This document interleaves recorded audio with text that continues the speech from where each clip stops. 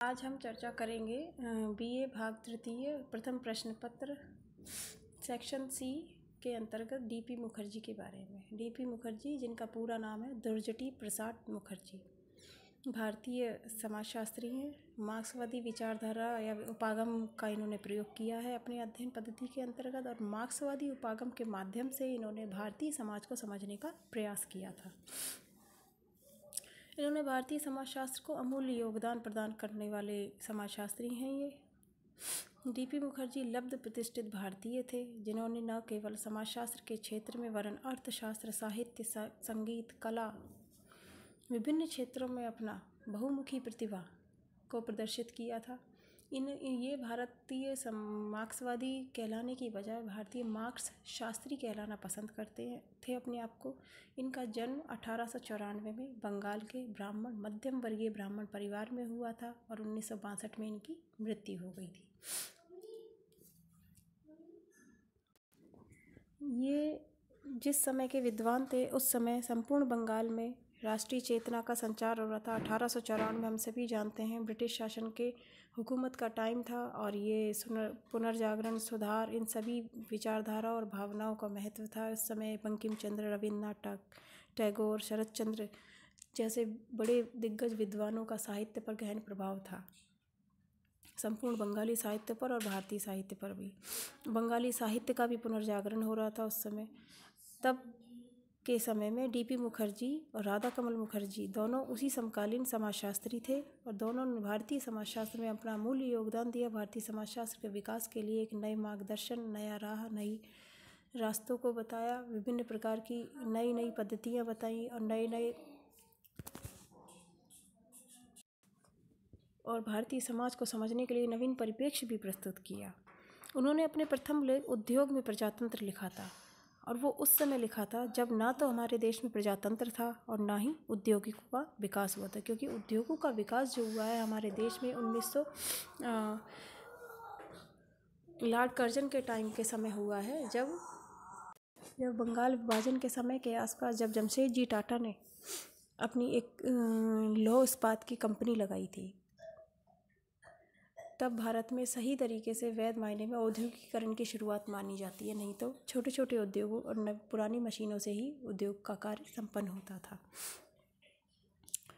इसलिए कहते हैं कि उद्योग में प्रजातंत्र उन्होंने उस समय लिखा था जब प्रजातंत्र भी नहीं था और उद्योगों का विकास भी नहीं ज़्यादा प्रॉपर तरीके से नहीं हो पाया था, और पूंजीवाद का प्रारंभिक युग था।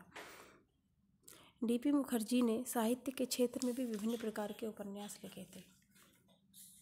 बंगाली साहित्य के समय वे दर्शन शास्त्र, इतिहास, समाजशास्त्र, अर्थशास्त्र, संगीत, साहित्य, कला इत्यादि के संबंध में विशिष्ट ज्ञान और अनुभव रखते थे, और सभी क्षेत्रों में उन्होंने अपनी विभिन्न पुस्तकीय लेखन का कार्य भी किया है। इन्होंने वर्षों तक अर्थशास्त्र और समाजशास्त्र को विषय के तौर पर पढ़ाया था।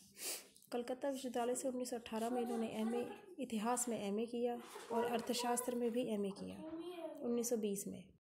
भारतीय समाजशास्त्र के प्रोफेसर A.K. सरन और D.N. मजाम जैसे दिग्गज विद्वान ये डीपी मुखर्जी के प्रिय शिष्यों में से ही एक थे।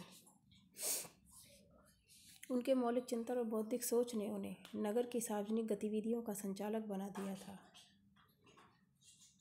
उन्होंने अर्थशास्त्र और सांख्यिकी ब्यूरो की भी स्थापना की, जो आज भी कार्यरत है। 1947 में उन्होंने उत्तर प्रदेश श्रम जांच समिति का सदस्य नियुक्त किया गया था। 1951 में लखनऊ विश्वविद्यालय में प्रोफेसर बने थे। 1953 में अलीगढ़ विश्वविद्यालय में अर्थशास्त्र के विभाग अध्यक्ष के रूप में नियुक्त किया गया था। वे अंतर्राष्ट्रीय कार्यक्षेत्र के अंतर्गत वे हेग में international institute of social studies में समाजशास्त्र के विजिटिंग प्रोफेसर बनकर गए थे। यूनेस्को के निमंत्रण पर उन्होंने पेरिस में शानदार व्याख्यान भी दिया था। लेकिन जीवन के अंतिम क्षणों में चूँकि वे धूम्रपान बहुत करते थे, अतः उस समय उन्हें गले का कैंसर हो गया, जिसके उपचार हेतु वे ज्यूरिख गए, और ऑपरेशन के बाद उनकी आवाज़ खराब हो गई, और कुछ समय तक और अलीगढ़ में प्रोफेसर के पद पर उन्होंने कार्य किया, और कार्य के दौरान ही 1962 में उनका देहावसान हो गया। DP Mukherjee Indian sociological association के संस्थापक सदस्य भी थे। इसकी मैनेजिंग कमेटी और संपादक मंडल के भी सदस्य थे। अंतर्राष्ट्रीय समाजशास्त्री संगठन में भी इन्होंने प्रतिनिधित्व किया था, और 1955 में प्रथम अखिल भारतीय समाजशास्त्री संगठन की अध्यक्षता भी की थी।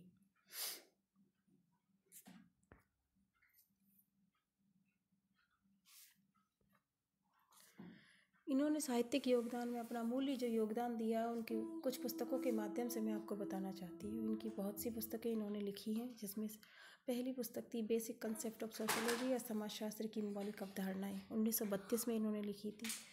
अगली पुस्तक इन्हें मॉडर्न इंडियन कल्चर, जिसमें भारतीय संस्कृति के बारे में इन्होंने अध्ययन किया, 1942 में इनकी पुस्तक लिखी गई थी। इंट्रोडक्शन टू इंडियन म्यूज़िक, संगीत शास्त्र के क्षेत्र में इनकी गहन रुचि थी, इसलिए इससे संबंधित इनकी एक पुस्तक थी इंट्रोडक्शन टू इंडियन म्यूज़िक।